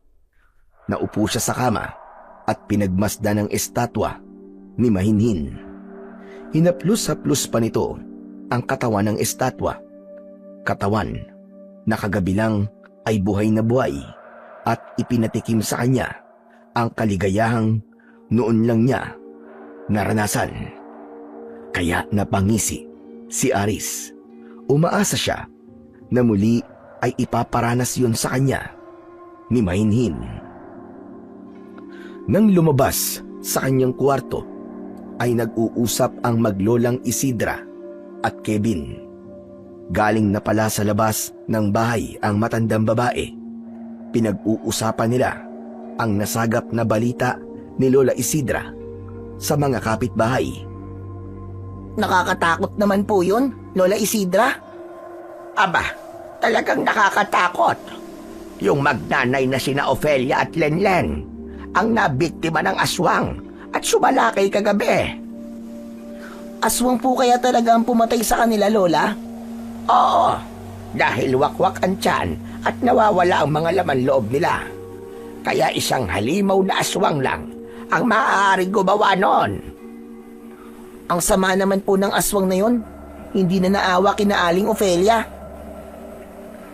Teka, paano naman nila natitiyak na aswang po yung pumatay sa kanila, Lola? Nakalapit na pala si Aris sa kanyang lola at kapatid na nag-uusap. May nakakita daw na kumatok sa bahay nila ng alanganing oras. Mag-uumaga na yata yon. Tapos pinapasok daw. Kaya lamang biglang may sumigaw. Tapos sa takot tumakbo yung nakakita dahil baka siya ang balingan. Ibig sabihin meron ng aswang na gumagala dito sa baryo natin? Ganon na nga, Ares. Kaya kayong dalawa, kapag mangangalakal kayo, dapat lagi kayong mag-iingat. Oo naman po, Lola. Iba na talaga ang panahon ngayon. Marami ng mga pangyayaring napakahirap maintindihan. Tama ho kayo. Pasama na po ng pasama ang mundo. Kaya ga, Ares, yung estatwa mo. Teka, nasa na nga ba yun? At hindi ko na nakikita. Nandun po sa kwarto po ni Kuya, Lola. Pinasok mo pa talaga sa kwarto mo. Kasi nga po, ayaw nyo naman po narito sa sale. Naiirita kayong makita, di ba? Kasi nga, may kakaiba doon. Mukhang may sa demonyo. Korek ka dyan, Lola. Kaya dapat talaga doon, ibinabasura na lang. Hayan na naman kayong dalawa eh. Pinag-initan nyo na naman yung estatwa ko eh. Apo, para din naman sa'yo yon. Kasi nga, malakas talaga ang kutob ko na may kakaiba sa estatwang yon. Lola Isidra, iniisip nyo lang po yun. Kaya kung talagang ayaw nyong makita, hayaan nyo na lang po dun sa kwarto ko. Ako na po ang bahala kay Mainin. Ano ka ba? Mainihen? Sinong mainihen? Yung estatwa po. Ayos din ah. Pinangalanan mo pa talaga siya, Kuya. Bakit? Iniisip mo bang jowa mo yung estatwa? Aris, apo, baka naman nasisira na yung tuktok mo, ha? Abay, masama yan. Pati estatwa pinag-iisipan mo maging nobya. Aba, kung ganyan din lang naman ang estatwa ang gusto mo maging kasintahan, manligaw ka na lang ng totoong tao. Sabi ko nga po kay kuya, si Candy na lang po eh. Abay, wag naman doon, apo. Yung genuine na babae na lamang. Wag yung nagkukunwaring babae. Pero meron naman lawit. Hindi na lang pinansin ni Aris ang mga sinasabi ng kanyang lola at nakababatang kapatid. Pero naging palaisipan sa kanya ang tungkol sa aswang na umatake sa kanilang baryo at pumatay ng mag-ina. Nang nag-iisa sa kanyang kwarto si Aris, ay nakatitig siya sa estatwa ni Maynin. May nabubuo siyang pagdududa tungkol dito, lalo na't nang nakaraang gabi na nagkaroon ito ng buhay, ay umalis at mag-uumaga na ito nang bumalik. Wala siyang alam sa ginawa nito at kung saan nagpunta. Kaya lamang, ayon sa kwento ng kanyang lola na napakinggan sa mga kapitbahay, ay isang aswang ang pumatay. Pero sa ganda naman ni Maynin, ay tila malayo yata dahil hindi naman ito mukhang aswang. Nang sumunod na gabi, ay muling inabangan ni Aris ang pagbabagong anyo ng estatwa. Pagpatak ng 12 ng gabi, ay nagkaroon na uli ng buhay ang estatwang kahoy at naging si Maynin. Andito na uli ako, aking mahal. Mahal? Tinawag mo kong mahal? Oo, di ba tama lang na mahal ang itawag ko sa'yo? Ha? Oo naman. Natutuwa akong marinig yan na yan ang tawag mo sa akin. Kanina mo pa ako hinihintay na magkaroon ng buhay? Oo. Kasi miss na kita eh. Ikaw rin. Sabik na ako sa'yo. Kaya ngayong gabi, muli kong ipaparamdam sa'yo ang aking pagmamahal. Talaga? Yumakap na si Maynin kay Aris. Hinagkan siya ng buong diin sa mga labi. Sapat na ang may init na halik ni Maynin para mag-init ang pakiramdam ng binata. Hanggang gumanti ng halik si Aris. Muli pa ay nagsanib na ang katawan ng dalawa. Minsan pa, ipinaramdam ni Maynin kay Aris ang walang kapantay na langit. Napagod si Aris, kaya nakatulog ito. Sinamantala naman ni Maynin na nahihimbing ang binata at lumabas ito ng bahay. Wala nang kamalay-malay sina Lola Isidra at Kevin sa mga kababalaghang nangyayari sa loob mismo ng bahay nila. Sundan natin si Maynin kung saan nga ba ito patungo at kung ano ang itinatago nitong lihim. Naglakad ito na walang tiyak na pupuntahan hanggang sa mawala ito sa kadiliman. Subalit isang kubling lugar ay doon siya nanatili na tila may inaabangan hanggang sa may parating na 2 lalaking tila galing sa inuman at inumaga na ang mga ito. Nang malapit na sa kinaroroonan ni Maynin ang 2 lalaki, ay nagpakita ito sa kanila. Kumusta kayo, mga pogi? Napatigil ang 2 lalaki sa paglalakad. Sa halip na magulat o matakot, ay nanlaki lamang ang mga mata nito nang makita ang kagandahan ni Maynin. Lumapit si Maynin sa mga ito na tila ba nang aakit. Maya-maya pa ay naunang lumakad si Maynin. Sinenyasan ang 2 lalaki para sumunod sa kanya. Nag-uunahan pa ang 2 kumag na sumunod. Naroon din ang kasabikan sa iniisip nilang pwedeng mangyari. Nang nasa madilim na lugar na sila, ay huminto si Maynin at hinarap ang 2 lalaki. Buong kasabikan namang niyakap ng mga lalaki ang katawan ni Maynin. Subalit ang pananabik ng mga lalaki ay napalitan ng matinding takot nang makita nila ang biglang pagbabago ng anyo ng babae mula sa kagandahang nakakabighani na tila anghel ay napalitan yun ng nakakakilabot na anyo. Anyo ng isang mabangis at nakakatakot na halimaw. Isang aswang na handa silang sagpangin at gawing lamang tiyan. Maya-maya pa ay sigaw na lang ng dalawang lalaki ang umalingaw-ngaw kasabay ang alulong at tahol ng mga aso. Samantala, nagising si Aris at agad niyang hinanap sa kanyang tabi si Maynin. Nawawala ito. Lalabas sana ng kwarto ang binata nang siyang pagpasok naman ng babaeng estatwa. Gising ka na pala, Aris. Saan ka galing, Maynin? Lumabas lang ako saglit. Hindi ka dapat lumalabas. Paano kung makita ka ni Lola? Huwag ka mag-alala. Tulog na tulog sila. Naghihilik pa nga eh. Sabihin mo nga sa akin ang totoo. Saan ka nga ba galing? Nakatulog kasi ako eh. Hindi ko namalayan ang pag-alis mo. Paano? Napagod ka ng gusto kanina. Oo nga eh. Alam ko, nasiyahan ka. Pero gaya ng sinabi ko sa'yo, hindi ka dapat lumalabas ng bahay. Aris, hayaan mo na lang ako. Saka matagal na ako nakakulong sa pagiging estatwa. Hayaan mo namang paminsan-minsan ay nakakagala ako kapag nagkakaroon ng buhay. Ikaw lang naman ang iniisip ko, Maynin. Baka kung mapano ka eh. Saka may gumagala ngayong aswang. Meron na nga nabiktima eh. Paano kung mapahamak ka?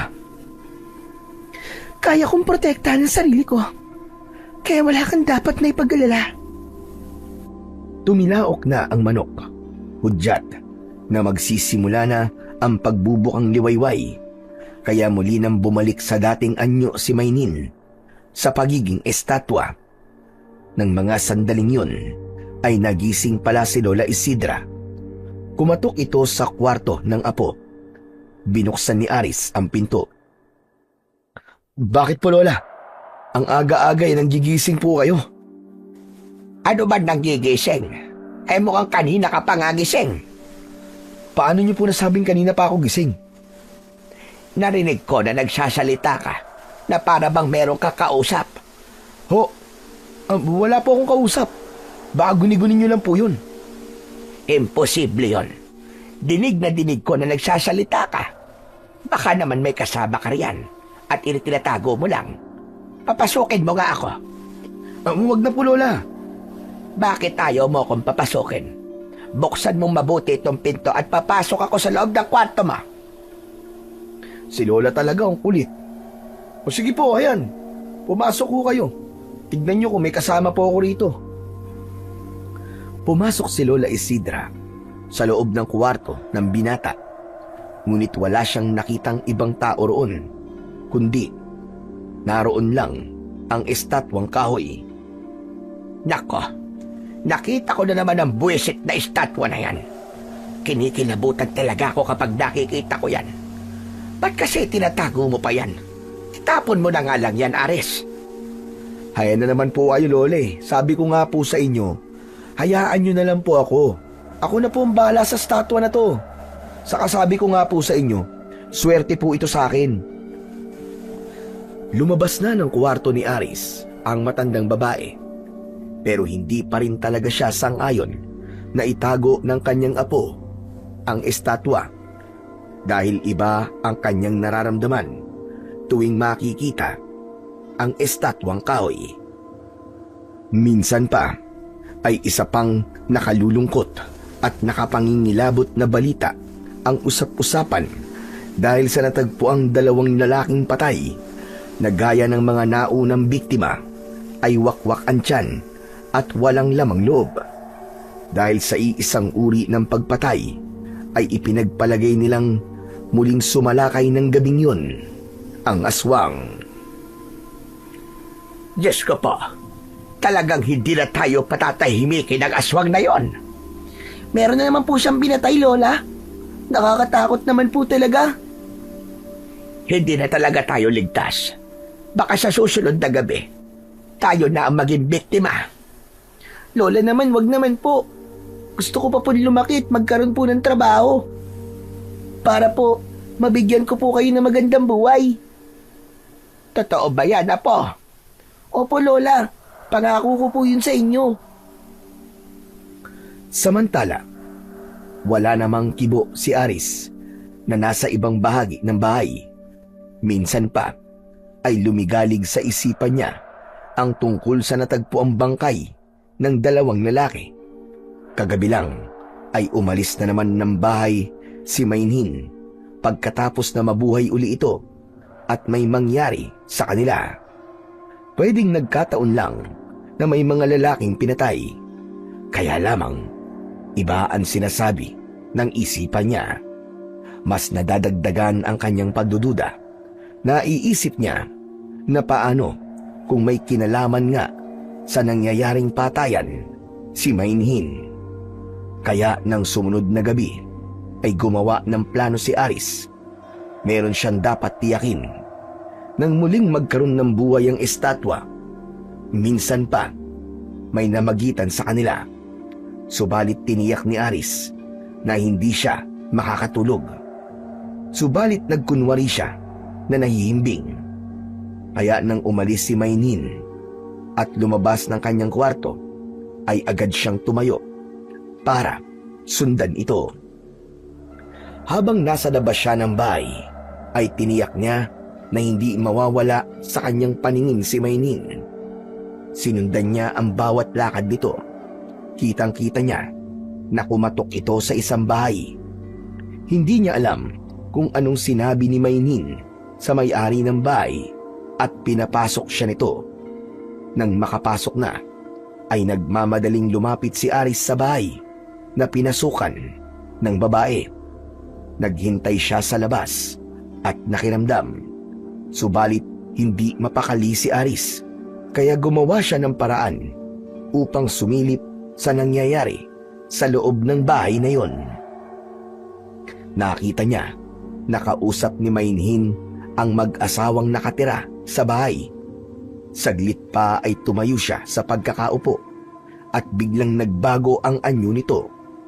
Naging nakakatakot na halimaw, isang uri ng aswang na handang pumatay at gawing pagkain ang lamang loob ng kanyang bibiktimahin.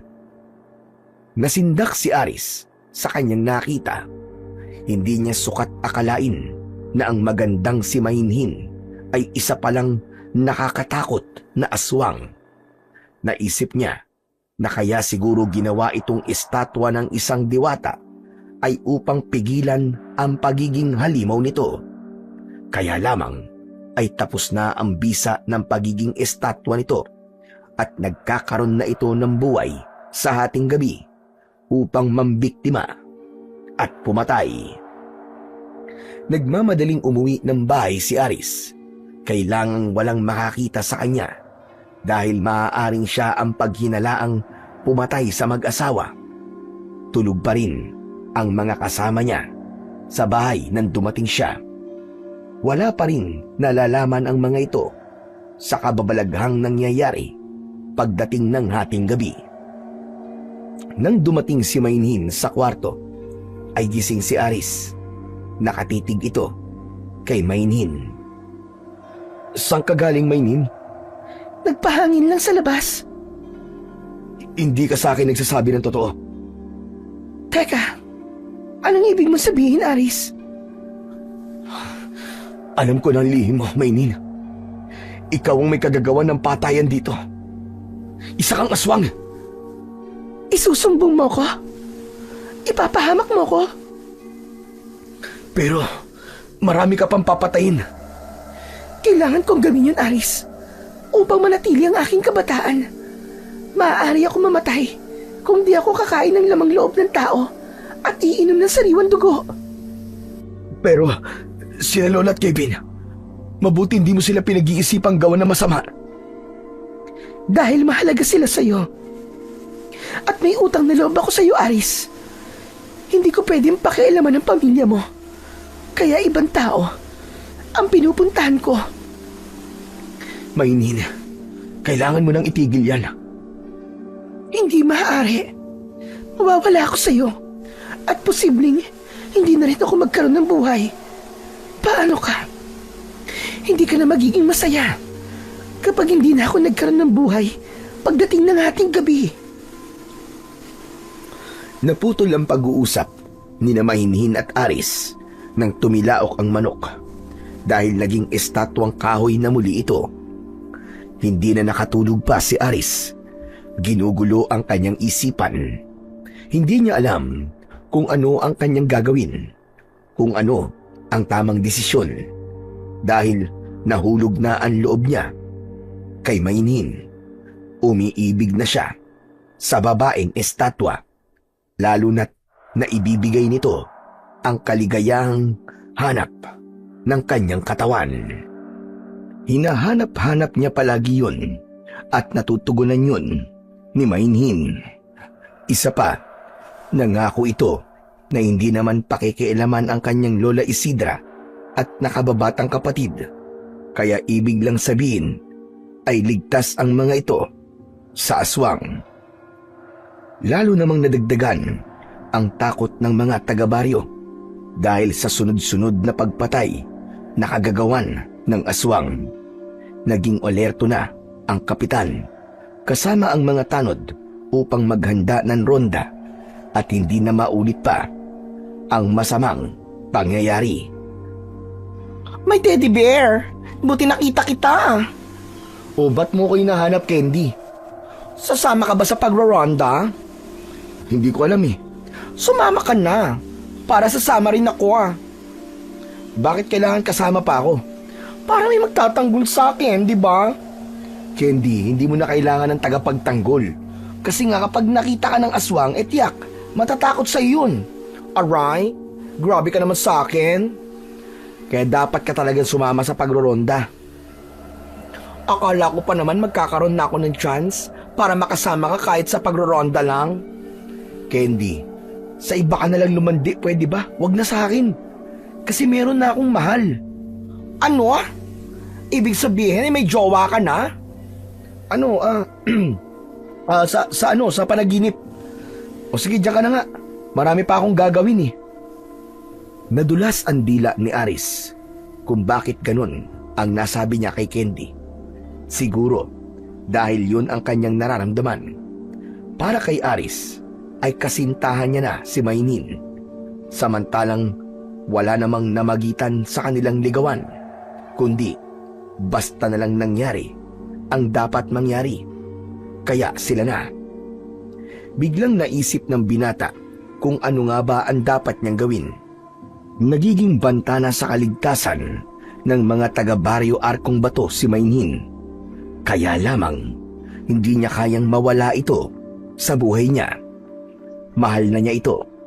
Nagtatalo ang isip at damdamin ng binata. Nang sumunod na araw, galing sa pamimili ng kalakal si Aris, nang datnan niya ang kanyang Lola Isidra at ang nakababata niyang kapatid na si Kevin na merong mahalagang pinag-uusapan. Nasa harap ng mga ito ang isang lumang bag na matagal nang itinatago ng kanyang lola. Kuya Aris, buti dumating ka na. Halika, apo. Maupo ka rito. At may mahalaga akong dapat sabihin sa inyong magkapatid, lalong-lalo na sa'yo. Dahil ikaw ang panganay. Teka, Lola Isidra, ano po bang meron sa lumang bag na yan? Bakit naisipan niyo pong kalkalin? Pagmamayari pa ito ng inyong nasirang Lolo Ignacio. Merong laman ng bag na ito na isang mahalagang bagay. Binuksan ni Lola Isidra ang bag dahil kinakalawang, kaya nahirapan itong buksan. Subalit dahil sa kapipilit at mapuwersang paghila sa zipper ay nabuksan din ito. Isang balaraw na may kalumaan na ang nakabalot sa itim na tela ang nakuha roon ni Lola Isidra. Bagamat luma ay wala itong kalawang. Isa itong balaraw na pinakaiingatan noon ng inyong lolo nung nabubuhay pa siya.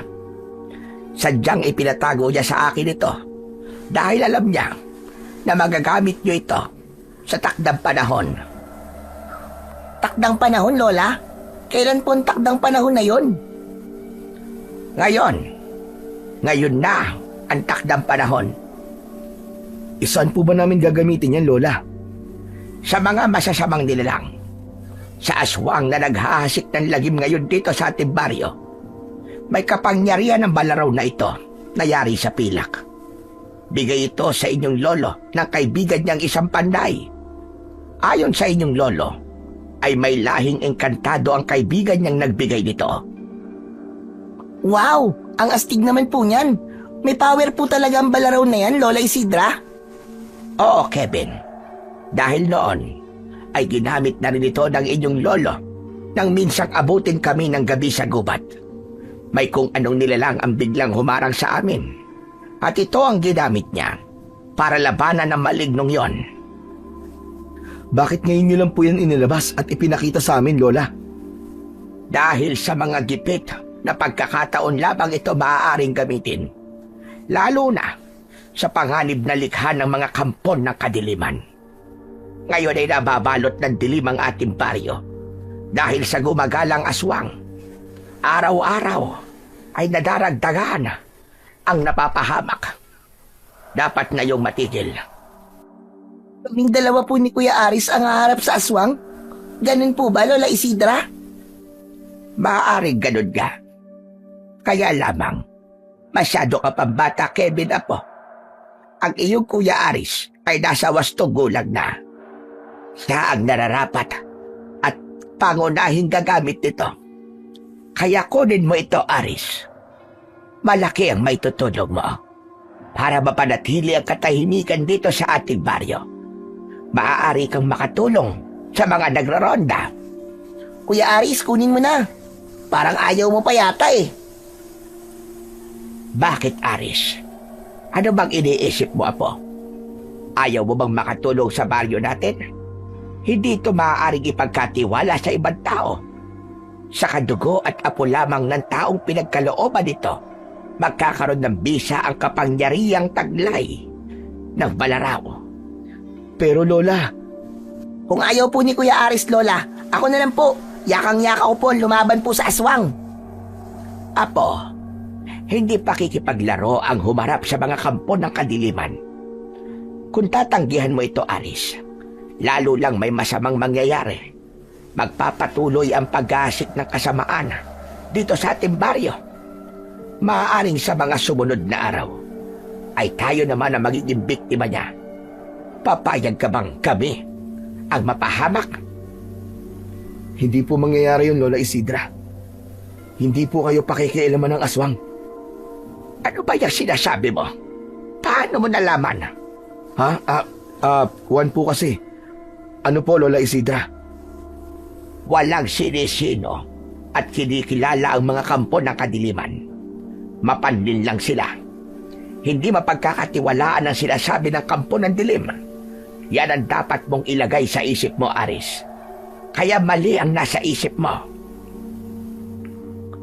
Hindi na nakapagsalita pa ang binatang si Aris. Posibleng ang tama ang sinabi ng kanyang Lola Isidra. Maaaring walang katotohanan ang ipinangako sa kanya ni Mainhin. Kaya anumang oras ay ang lola niya at kapatid na ang susunod na magiging biktima nito. Kinuha ni Aris ang pilak na balaraw at dinala niya yon sa loob ng kanyang kwarto. Sa pananatili ng balaraw na yon sa loob ng silid niya ay may naging pagbabago. Hindi nagkaroon ng buhay ang estatwa. Walang Mainhin na nakasama siya ng gabing yon. Kaya isa lang ang agad na pumasok sa isipan ng binata. Walang mamamatay sa baryo sa gabing yon. Subalit mali ang nasa isip na yun ni Aris dahil kinabukasan ay nagising siya na may nagkakandaingay sa labas ng kanilang bahay. Naroon din sa labas ang kanyang lola, kaya napilitan siyang lumabas ng kanyang silid at nakiusyoso sa pag-uusap ng kanilang mga kapitbahay. Ayon sa pag-uusap ng mga ito, ay may 2 babae na namatay malapit lang sa kanilang bahay. Gaya ng mga naunang nangyari sa mga biktima, wakwak ang katawan, walang lamang loob at said na said ang dugo. Hindi makapaniwala si Aris sa kanyang nalaman. Bumalik siya ng kanyang kwarto. Pinuntahan ang estatwa ni Maynin. Isang malaking tanong sa isipan niya kung paanong meron pa ring pinatay ang aswang nung nakaraang gabi. Samantalang sigurado siya na hindi nabuhay ang estatwa ni Maynin dahil magdamag niya itong binantayan. Isa lang ang ibig sabihin nun, may iba pang aswang na gumagala sa kanilang baryo. Diyos ko, hindi na talaga tayo ligtas dito. Malapit lang dito sa atin yung 2 babae na natagpuan patay. Ibig sabihin, Lola, dito lang sa lugar natin umiikot kagabi ang aswang. Ganun na nga. Kuya Aris, dapat magronda na rin tayo eh. Dahil sabi nga ni Lola, ang pilak na balaraw ang maaaring makapatay dun sa aswang na yun. Oo, Kevin. Magroronda na tayo. Basta, sasama ako, kuya. Apo, wag na. Ang kuya mo na lang ang bahalang magronda kasama ng mga tanod. Lola naman eh, ako nga po ang backup ni kuya. Saka magdadala na lang po ako ng mga pangontra sa aswang.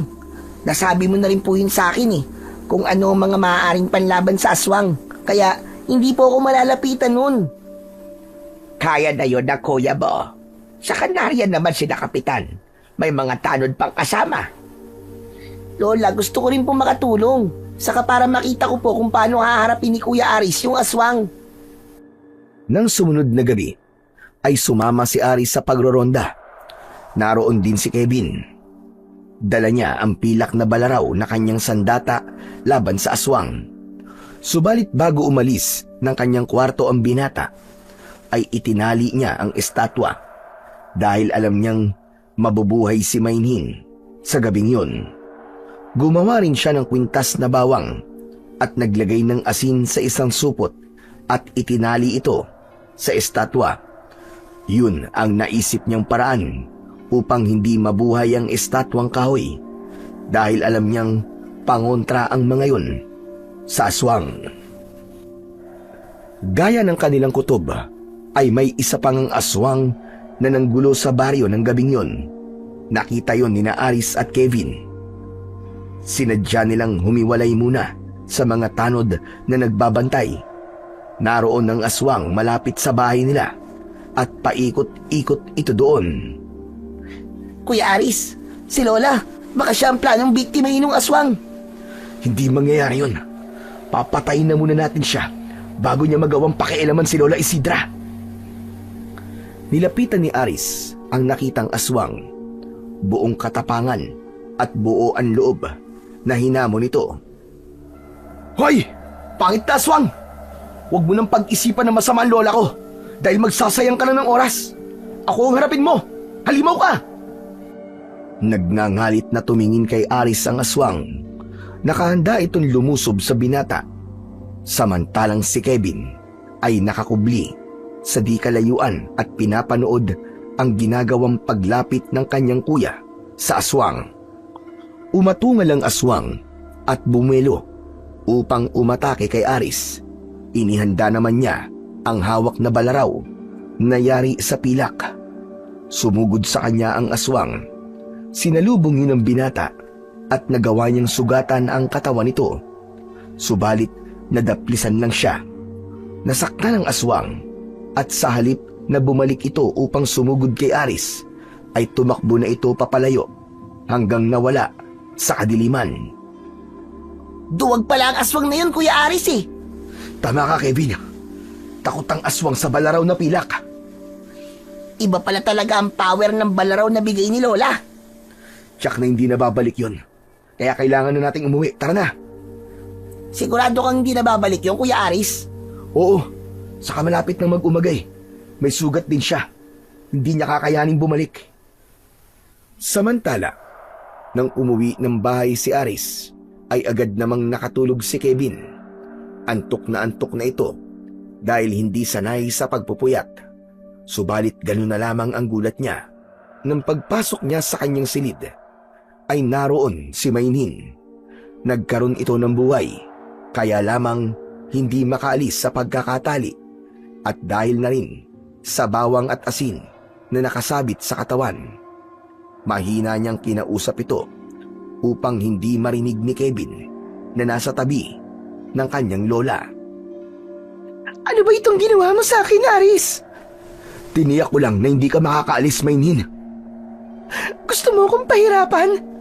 Hindi. Kundi ayaw ko lang na may mangyaring masama sa'yo. Lalo na ngayong maigpit ang ginagawang pagroronda. Pero bakit ganun, Maynhin?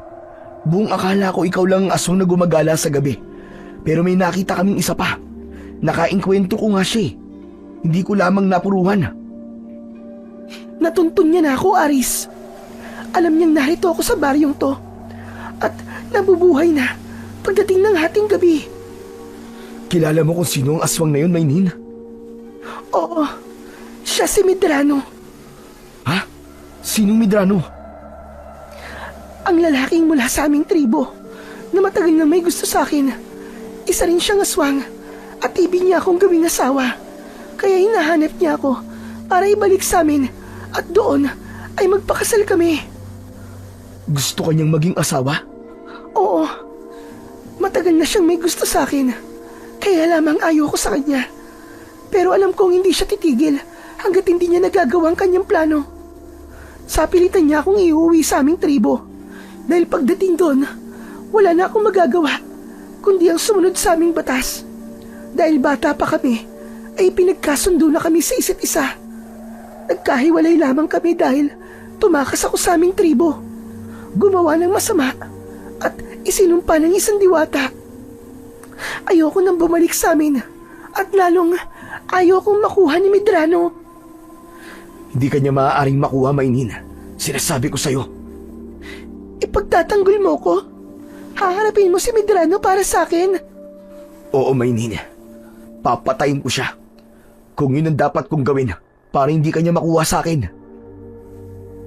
Kinabukasan, galing sa pangangalakal si Aris nang datnan niya na may lalaking kausap, si Lola Isidra. Maaari ka namang magtanong dyan sa ibang bahay. Baka meron sila. Salamat po, Lola. Sino po siya, Lola Isidra? Ano pong kailangan niya? Naghahanap ng bahay o kwarto na mauupahan dito sa lugar natin. Pansamantala raw kasing pipirmi dito sa baryo dahil meron kailangang asikasuhin. May kailangan kasi akong gawin dito at kailangan ko na matutuluyan.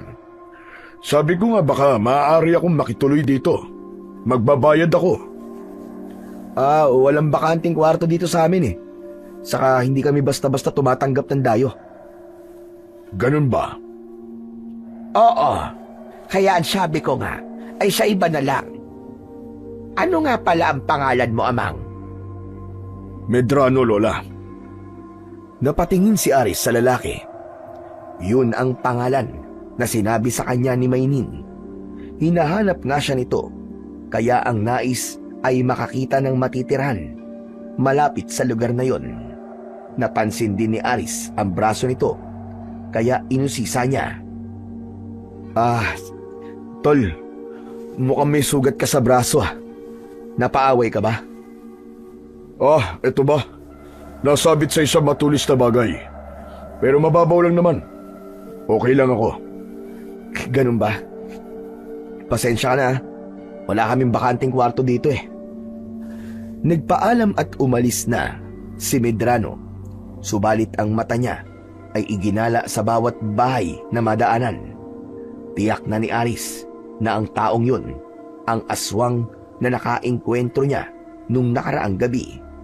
Ang sugat sa braso nito ay dahil sa balaraw na pilak. Ngayon nga ay gumagawa ng paraan si Medrano upang makuha si Maynhin dahil tiyak na nitong naroon sa lugar na yon ang kanyang hinahanap. Subalit gaya ng naipangako ni Aris kay Maynhin, hindi siya papayag na makuha ito, lalo na't iniibig na niya ang babae, kahit na ano pa ito. Dahil sa nalamang yon ng binata, nang mabuhay muli ang estatwang kahoy ng gabing yon, ay sinabi niya ang tungkol kay Medrano. Sabi ko naman sa iyo, Aris, hindi niya ako titigilan. Gagawin niya ang lahat para kunin ako. Kaya nga, mula ngayon, hindi ka nalalabas pa ng bahay. Gusto mo bang manghihina ako? Kung wala akong makakaing lamang loob at maiinom na sariwang dugo, maaari akong manghihina at ganap na makulong sa estatwang kahoy dahil mawawalan ako ng lakas. Yun ba ang ibig mong mangyari? Pero hindi ka maaaring makita ni Medrano. Hahanapin ko siya. Yun ang tanging paraan. Gagawin mo yun? Mas gugustuhin ko pang mamatay na lumalaban kesa makuha niya at maging alipin niya. Dahil ang pakakasalan niya ay ginagawang alipin lamang, tagasilbi, tagapagbigay ng aliw. Ayokong mangyari sa akin yun. Mas gusto kong ikaw ang kasama ko, Aris. Hindi naman tayo magkauri, pero naramdaman kong mahal mo ko at mahalaga ako sa'yo. Hindi mo ko aalipinin. Hindi na nagsalita ang binata, subalit yun ang katotohanan. Mahalaga na sa kanya si Mainhin at handa na niyang ipaglaban ang kapakanan at kaligtasan nito. Kaya lamang, isa itong aswang. Muli ay sumapit ang gabi. Dahil maraming ginawa si Aris ng maghapong yun, ay lubha siyang napagod, kaya mahimbing itong nakatulog. Pagsapit ng hating gabi, ay muling nabuhay ang estatwang si Mainhin. Kasabay naman ng pagkabuhay ng estatwa, ang pangliligalig ng aswang sa labas ng bahay. Ramdam ni na Lola Isidra at Kevin na noon ay gising na ang ginagawang ingay ng aswang na tila ibig pumasok sa kanilang bahay. Si Medrano ang aswang na yon na nais manggulo. Hindi man siya nakahanap ng matutuluyan sa naturang lugar, subalit pagsapit ng gabi ay nagbalik ito dahil nga nakatitiyak itong naroon ang kanyang hinahanap. Lola! Lola, may aswang! Nanggugulo siya! Oo, Apo. Hindi niya talaga tayo titigilan. Gigisingin natin si Kuya Aris, Lola. Nasa kanya po ang pilak na balaraw. Kailangan niyang harapin uli ang aswang. Pinuntahan ng maglola ang kwarto ni Aris. Napaurong ang dalawa nang makita nilang may babaeng lumabas mula sa kwarto ng binata. Tama bang nakikita ko, Kevin, Apo? O baka namamalikmata lamang ako? Hindi po kayo namamalikmata, Lola. Totoong babaeng may lumabas galing sa kwarto ni Kuya Aris. Sabi ko na nga ba? At may itinatago ang kuya mo. May kalokohang ginagawa. Agad na kinatok ni na Lola Isidra si Aris. Nang magising ito ay tinanong ang tungkol sa babaeng nakitang galing sa kwarto nito. Napatingin si Aris sa estatwa at nawawala ito. Napasarap ang tulog niya at hindi niya namalayan na nagkaroon ng buhay ang estatwang si Mainhin. Ano, Aris? Tatanga ka na lang ba dyan? Wala kang sasabihin? Wala kang ipapaliwanag sa akin? Kuya, sino yung chika bibs na nakita namin galing dito sa kwarto mo? Ang ganda nun ah. Ang sexy pa. Kaya lang parang taga-ibang lugar. Parang galing sa gubat. Saka na lang ako magpapaliwanag, Lola Isidra. Ang kailangan ko ngayon ay sundan siya. Kailangan niya ang tulong ko. Kinuha lang ni Aris ang pilak na balaraw na nasa loob ng kanyang kwarto at nagmamadali na itong umalis. Naiwan naman sina Lola Isidra na nagtataka. Maraming dapat itanong kay Aris ang matandang babae. Naguguluhan siya sa mga nangyayari. Lumabas na si Kuya Aris. Siya na ang bahala sa aswang. Samantala, inabutan ni Aris si Mainhin. Nakaharap na ang aswang na si Medrano. Andito na ako, Medrano. Ako ang kailangan mo, hindi ba? Nagpakita ka rin, Mainhin.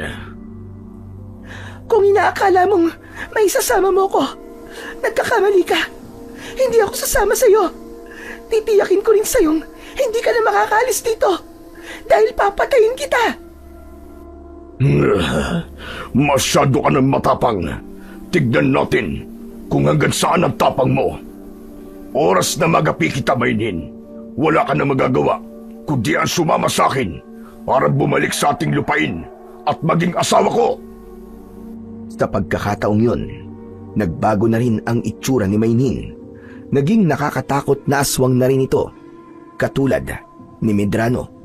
Magkaiba ang kulay ng dalawang aswang.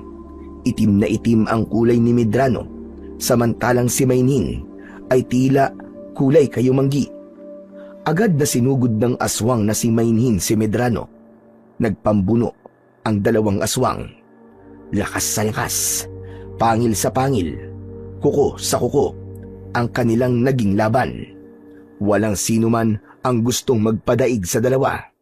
Nagpagulong-gulong sila. Umaalimbukay ang lugar na kanilang pinaglalabanan. Dinig na dinig ang mga atungal. Natatanglawan ng maliwanag na buwan ang sagupuan ng dalawang aswang. Hanggang maya-maya pa ay nanghina na ang aswang na si Maynhin. Mas malakas pa rin si Medrano. Sabi ko naman sa'yo, hindi mo ko kaya, Maynhin.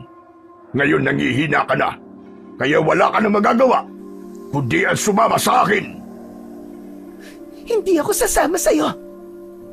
Mamamatay na muna ako bago mo ako maisama. Hindi mo siya makukuha! Dahil dito lang si Maynhin! Sa akin siya! Ang lakas ng loob mong makialam, binata. At hadlangan ako. Kung umasta ka, akala mo, kaya mo ang lakas ng pagiging aswang ko. Kakayanin ko! At hindi ako natatakot sa'yo! Matapang ka, binata. Tignan natin kung hanggang saan ang tapang mo. Biglang sumugod si Medrano kay Aris. Sinunggaban nito ang binata gamit ang kanyang matutulis na kuko at pangil. Nakipagsabayan si Aris, ngunit sadyang malakas ang aswang na si Medrano. Kahit nagagawa siyang sugatan ni Aris gamit ang pilak na balaraw, ay nagagawa pa rin itong lumaban. Subalit nakikita ni Aris na sa bawat sugat na nalilikha niya sa katawan ng aswang ay nanghihina ito. Gayunpaman, patuloy itong lumalaban hanggang ginamit ni Medrano ang kanyang natitirang lakas. Dinakma nito si Aris at sinundan ng malakas na suntok. Tigalgal si Aris sa suntok na yon. Nasaktan siya at nabitiwan ang pilak na balaraw. Nakakita ng pagkakataon si Medrano upang tuluyan ng atakihin si Aris at tiyakin ang kamatayan nito. Subalit biglang humarang si Maynhin at siya ang nakipagpambuno. Dahil nangihina na rin si Medrano, kaya nagawa siyang talunin ni Maynhin. Tiniyak niya ang kamatayan nito. Sa pagkakataong yun, ay nakalabas na ng bahay ang maglola. Nakita ni na Lola Isidra at Kevin ang paglalaban ng mga aswang. Lumapit ang aswang na si Maynhin kay Aris, na noon ay nangihina at labis na nasaktan. Kitang-kita ni Kevin ang paglapit ng aswang na si Maynhin sa kanyang kuya Aris. Kaya naman, agad na sinunggaban at kinuha ng bata ang pilak na balaraw na nasa lupa at kumikislap dahil sa liwanag ng buwan. Mabilis na dinampot yun ni Kevin at agad na sinunggaban ng aswang na si Maynhin at paulit-ulit na sinaksak ito habang nakatalikod. Malalim ang pagkakabaon ng balaraw at hinayaan niyang naiwan sa likuran ng aswang. Saglit pa ay biglang bumulagta ang aswang na si Maynhin na nag-aagaw buhay. Kuya Aris, ligtas ka na sa aswang. Ang husay ko, di ba? Nagawa kitang iligtas sa aswang. Kevin! Bakit mo ginawa yun? Ha? Bakit, kuya? Mali bang patayin ng aswang na yan? Iniligtas ka na nga ng kapatid mo parang gusto mo pa sisihin. Hindi niyo po kasi naiintindihan, Lola Isidra. Maya-maya pa ay nagbago na ang anyo ng mga aswang. Bumalik na sila sa anyo ng pagiging tao. Si Medrano ay nagbalik na rin. Subalit wala na itong buhay. Maging ang aswang na si Maynin ay bumalik na rin sa pagiging tao. Hala, Lola. Siya yung babaeng nakita natin kanina. Ano ba talagang nangyayari? Maya-maya pa ay tumilaok na rin ang manok. Hudyat nang magbubukang liwayway na. Kaya oras na rin upang bumalik na sa pagiging estatwa si Maynin. Kitang-kita ni na Lola Isidra ang kakatuwang pangyayari na yon. Ngayon ay nasaksihan nila ang hiwagang bumabalot sa estatwang iniingatan ni Aris. Wow! May magic! Ang astig! Naging estatwa yung babae! Aris, totoo ba lahat ng nangyayari ito? Hindi ba ako nananaginip? Hindi po, Lola Isidra. Totoo po ang lahat ng to. Nagkakaroon po ng buhay ang estatwa at nagiging aswang din siya. Talagang ang maraming nangyayaring hindi pangkaraniwan dito sa mundo. Nilapitan ni Aris ang estatwang kahoy na si Maynin. Inalis niya ang balaraw na nakabaon sa likod nito. Plano niyang iuwi pa rin ito. Umaasa siyang sa mga susunod na araw ay magkakaroon uli yun ng buhay. Kaya lamang, ganun na lamang ang pagtataka niya dahil tila nabubulok na ang kahoy. Nang hawakan niya ito ay naghiwa-hiwalay at nadurog yun. Yun ang naging epekto ng balaraw na pilak. Ang bangkay naman ni Medrano ay naglaho sa hangin at naging abo na lamang ang naiwan. Malungkot na bumalik ng bahay si Aris. Nauna na itong naglakad papauwi at nakasunod lamang ang kanyang Lola Isidra at Kevin. Hindi na muna nila ito ginambala. Alam nilang masama ang loob nito. Lola, wala naman akong kasalanan, di ba? Iniligtas ko lang po si Kuya dun sa aswang. Huwag mo nang intindihin ang Kuya Aris mo. Walang mali sa ginawa mo, Apo. Isa pa, mga halimaw ang mga yon. Kaya tama lamang na malipol sila. Maiintindihan din na kuya mo ang lahat. Inabukasan ay nagkaroon ng pagkakataon si Lola Isidra na kausapin si Aris. Nagtanong ito sa apo. Isinalaysay naman ni Aris sa kanyang lola ang lahat. Ang buong katotohanan tungkol sa estatwa na nagkakaroon ng buhay pagdating ng gabi. Ang tanging hindi lang niya naikwento rito ay ang naging karanasan niya kay Maynin. Ang kaligayahang ipinadama nito sa kanya. Humingi ng tawad si Kevin sa ginawa niya dahil siya ang dahilan bakit namatay at tuluyang naglaho na si Maynin. Subalit nauunawaan naman yun ni Aris. Isa pa, hindi rin maaaring manatili ito at makasama niya dahil sa pagkakaroon nila ng pagkakaiba. Walang forever para sa kanila. Kaya para kay Aris ay isang masayang alaala na lamang ang mga namagitan at kaligayahang kanyang naranasan kasama si Maynin. Hinding-hindi na yon mawawala pa sa isipan niya. Ang tanging mahalaga ay magkakasama pa rin sila ng kanyang Lola Isidra at bunsong kapatid na si Kevin, ang kanyang minamahal at iniingatang pamilya. Kaya mawala man ang lahat sa kanya, wag lang ang kanyang pamilya. Anuman ang pagsubok, anuman ang mangyari sa atin, pangunahin pa rin na dapat nating bigyan ng pagpapahalaga ay ang ating mga mahal sa buhay. Dahil wala nang hihigit pa sa ating pamilya na laging nariyan at kailanman ay hinding-hindi tayo iiwan.